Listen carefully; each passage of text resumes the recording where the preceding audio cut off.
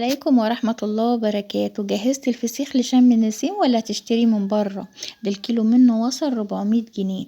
هنعمل ب8 كيلو واحد، هنعمل 2 كيلو حاجة كده زي الزبدة ولوز اللوز. يلا بينا نسمي الله ونصلي على سيدنا محمد ونشوف احنا عملنا الفسيخ الحلو الجميل ده ازاي.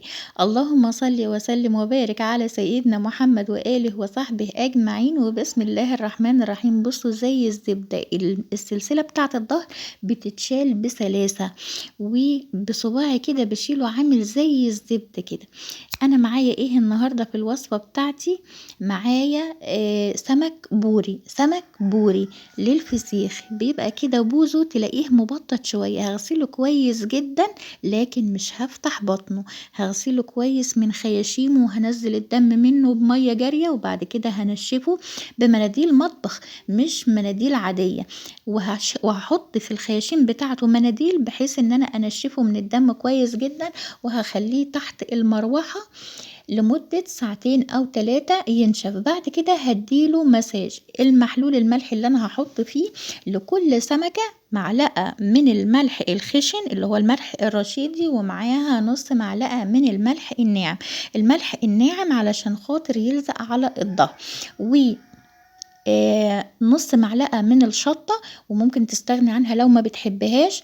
وكمان هتحطي بابريكا او كركم علشان لو انت حابة لونه يبقى وردي هتحطي كركم، لو انت حابة لونه يبقى اصفر زي الزبدة هتحطي كركم، او ممكن تعملي ميكس بين اللونين. هتشيلي المناديل من الخياشيم وهتكبسيها كويس جدا من التمليحة اللي احنا عملناها دي بعد ما تخلطيها، وهتدعكي هتدي طبعا مساج للسمكة قبل ما تحطي لها الملح بتاعها علشان خاطر السلسلة بتاعة الظهر تطلع بكل سلاسة وما تبقاش لازقة فيها. تكسريها كده، وبعد كده في اكياس محكمة الغلق كويس جدا ريتش راب تقفليها كويس جدا جدا، وبعد كده تحطيها في علبة محكمة الغلق لمدة 8 أيام طبعا يوميا. هتقعدي تقلبي فيها يمين وشمال او على الجنب ده وعلى الجنب ده بحيث ان هي تشرب من التمليحة بتاعتك، وما تفتحيش عليها ابدا ولا تشوف اي هوا.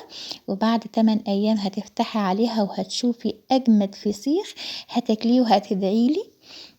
بصوا بقى علشان خاطر احنا عملنا لها المساج، طبعا احنا ما فتحناش بطنها خالص، واحنا بنغسلها غسلناها من بره وهي بقشرها وببطنها.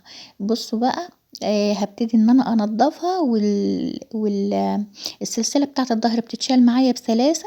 وبعد كده بصوا بالمعلقة وبصواعي حاجة كده زبدة تقدميها مع بطاطس محمرة مع ليمون مع عيش بلدي بألف هنا وشفا وطحينة طبعا.